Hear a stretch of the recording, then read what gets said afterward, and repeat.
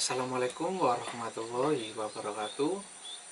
Saya Bugega Firmansyah dari Fakultas Hukum Universitas Muhammadiyah Surabaya akan mempresentasikan mata kuliah hukum laut mengenai sengketa wilayah laut.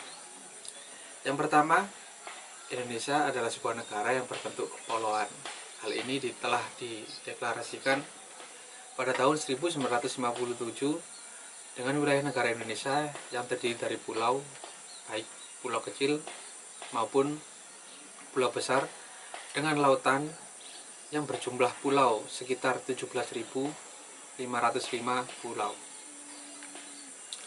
Di antara 2/3 wilayah tersebut dari negara Indonesia adalah lautan, sedangkan sisanya merupakan wilayah daratan. Oleh karena itu, mengapa Indonesia juga memiliki wilayah perairan yang berbatasan langsung dengan negara-negara tetangga seperti negara Malaysia, Singapura, Thailand, Vietnam, Papua Nugini, Australia, juga Timur Leste. Laut dapat dijadikan sebagai salah satu sumber daya yang sangat menjanjikan.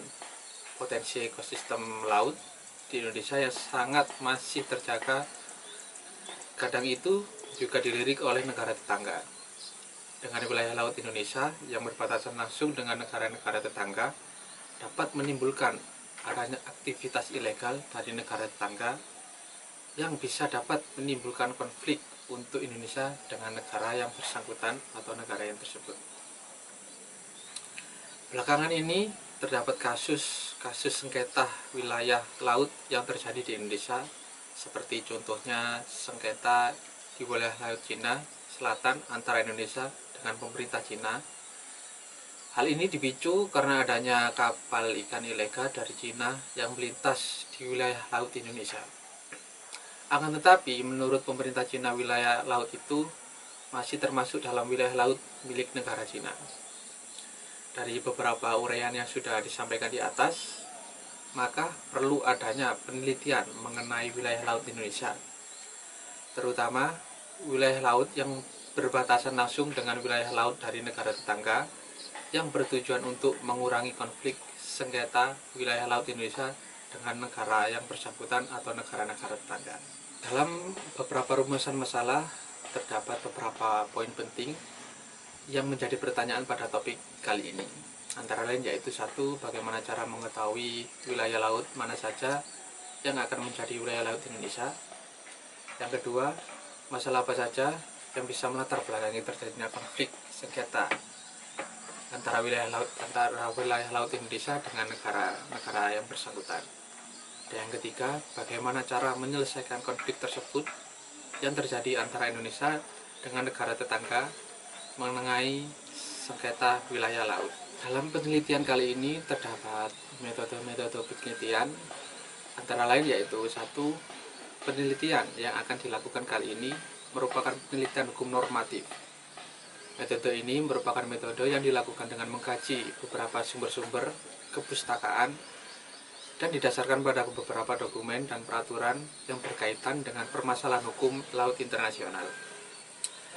Penelitian yang kedua, ada beberapa pengumpulan referensi hukum yang dilakukan dengan penelusuran literatur, baik melalui online maupun offline, dengan menggunakan sistem referensi dari buku, e-book, atau jurnal-jurnal yang terkait di dalamnya. Penelitian selanjutnya dari beberapa referensi tersebut yang sudah dikumpulkan, kemudian dianalisis apakah konsep-konsep yang ada pada referensi sudah relevan terkait dengan fokus masalah pada penelitian ini. Dan selanjutnya hasil akan dideskripsikan untuk menemukan jawaban dari permasalahan sengketa wilayah laut tersebut. Terdapat pembahasan mengenai sengketa wilayah laut. Yang pertama, pembahasan pertama yaitu mengenai wilayah laut Indonesia dengan Konvensi PBB tentang hukum laut. UNCLOS dibuat pada tahun 1982 dengan penandatanganan konvensi yang diikuti lebih dari 150 negara, yang menjadi perwakilan semua sistem pemerintahan. UNCLOS juga membahas tentang mengenai suatu rezim komprehensif yang menangani masalah mengenai hukum laut.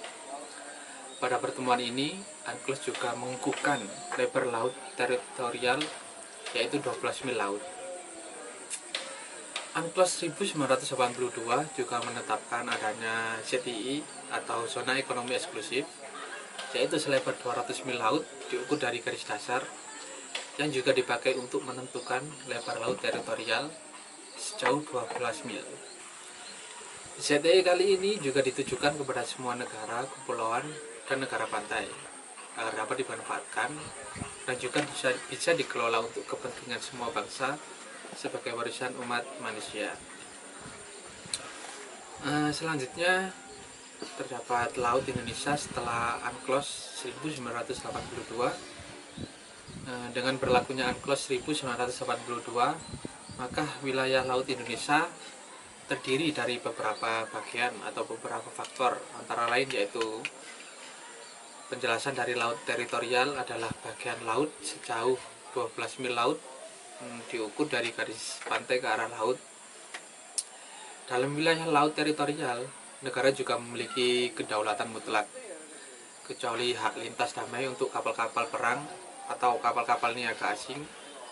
Hal ini juga diatur dalam pasal 17 UNCLOS 1982. Semua kapal asing yang melintas di laut teritorial dari suatu negara juga wajib mentaati seluruh undang-undang dan peraturan negara tersebut. Peraturan internasional ini juga berhubungan dengan pencegahan kecelakaan di laut yang diatur dalam pasal 21 UNCLOS 1982. Selanjutnya ada perairan kepulauan. Perairan yang berada di dalam wilayah dari negara kepulauan atau bisa disebut juga dengan perairan Nusantara. Selanjutnya ada perairan pedalaman. Adalah perairan yang tertutup oleh garis dasar, penutup muara, teluk, pelabuhan, dan garis-garis dasar yang menutup lekukan pada pantai hingga 100 mil laut dan maksimal 125 mil laut. Atau dengan kata lain merupakan bagian dari laut yang terletak ke arah daratan dan garis besar pulau. Selanjutnya ada Zona Ekonomi Eksklusif atau ZEI, merupakan bagian wilayah laut sejauh 200 mil laut yang diukur dari garis dasar laut teritorial. Zona ini bukan termasuk wilayah kedaulatan negara yang secara efektif adalah sejauh 188 mil laut atau 12 mil laut, merupakan laut teritorial dari suatu negara. Selanjutnya juga ada zona tambahan. Ini merupakan bagian laut sejauh 12 mil laut yang ditambahkan pada wilayah laut teritorial sehingga menjadi 24 mil laut apabila dihitung dari garis dasar laut teritorial. Selanjutnya ada landas kontinen. Dalam UNCLOS 1982 terdapat dua pertimbangan untuk menentukan batas-batas laut dari landas kontinen.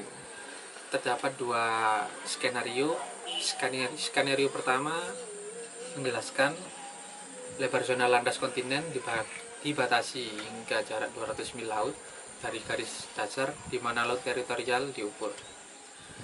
Hal ini terjadi apabila tepi luar dari landas kontinen tidak melewati jarak tersebut yang diatur dalam UNCLOS pasal 76. Hal ini disebut klaim minimum. Untuk skenario kedua menjelaskan tepi luar landas kontinen melewati 200 mil laut dari garis dasar di mana batas teritorial diukur. Untuk kasus ini, negara pantai bisa menetapkan batas-batas yang lebih dari 200 mil.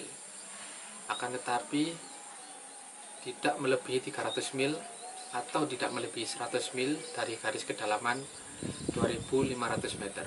Dalam pembahasan selanjutnya mengenai masalah yang bisa melatar belakangi sengketa wilayah laut.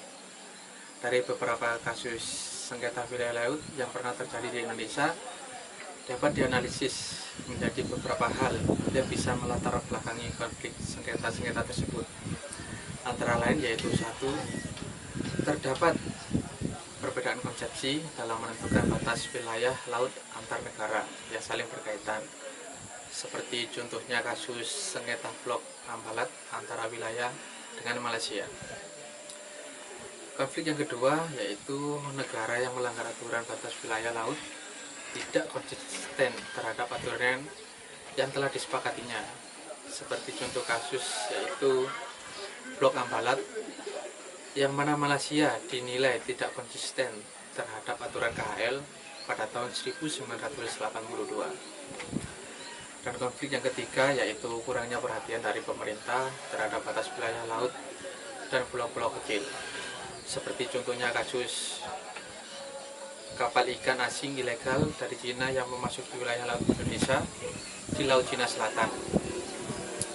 Pembahasan yang ketiga yaitu cara untuk menyelesaikan masalah sengketa di wilayah laut.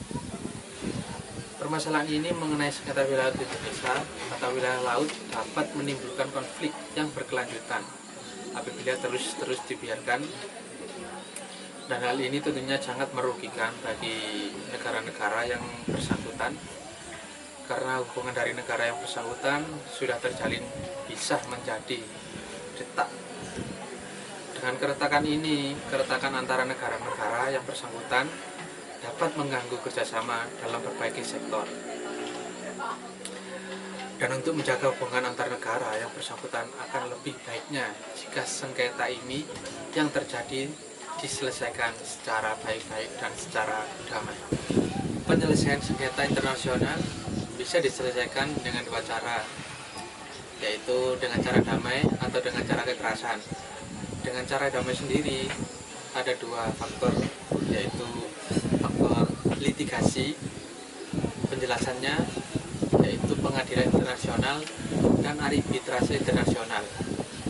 Yang kedua, non litigasi, merupakan negosiasi, mediasi jasa baik, konsiliasi, penyelidikan, penemuan fakta, penyelesaian regional, penyelesaian di bawah PBB atau piagam PBB dalam pasal 33.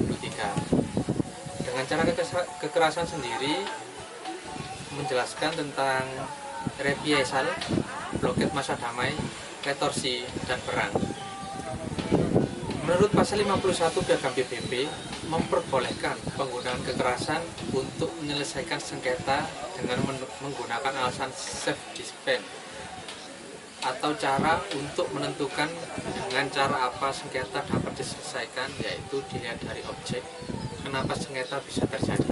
Dari pembahasan mengenai sengketa wilayah laut terdapat beberapa kesimpulan, yaitu satu, wilayah laut Indonesia terdiri dari laut teritorial dengan 12 mil dari garis pantai, perairan pedalaman, perairan kepulauan, zona ekonomi eksklusif atau ZEI antara lain 200 mil dari garis pantai, zona tambahan dengan 24 mil dari garis dasar laut teritorial, dan landas kontinen.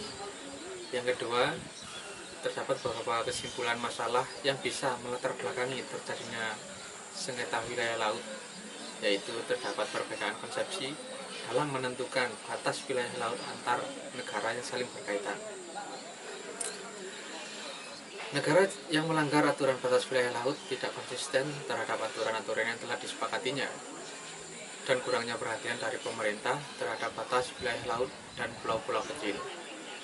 Kesimpulan yang ketiga, terdapat dua cara dalam menyelesaikan masalah sengketa wilayah laut, yaitu secara damai atau secara perang dan secara kekerasan. Demikian presentasi hukum laut dari saya mengenai sengketa laut, sengketa wilayah laut. Apabila ada kesalahan kata atau kurang berkenan, mohon untuk dimakluminya. Baik, saya akhiri. Assalamualaikum warahmatullahi wabarakatuh. Terima kasih.